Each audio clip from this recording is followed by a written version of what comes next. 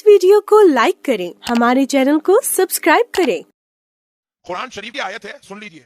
अल्लाह रब्बुल इज्जत इरशाद फरमा रहा है, अल्लाह की रस्सी को मजबूती से थामो।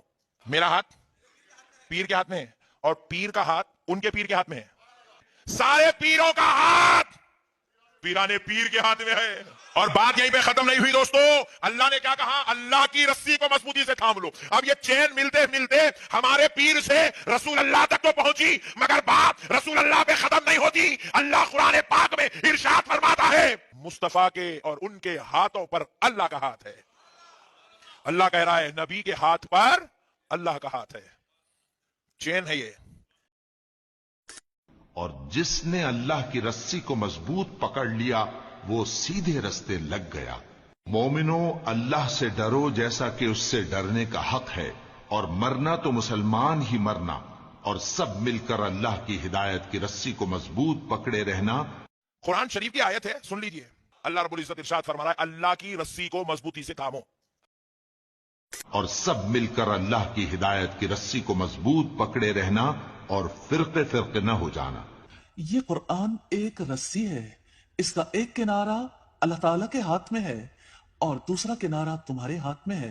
इसको मजबूती से पकड़े रखो, क्योंकि इसके बाद तुम हरगिज ना गुमराह हो सकते हो और न हलाक।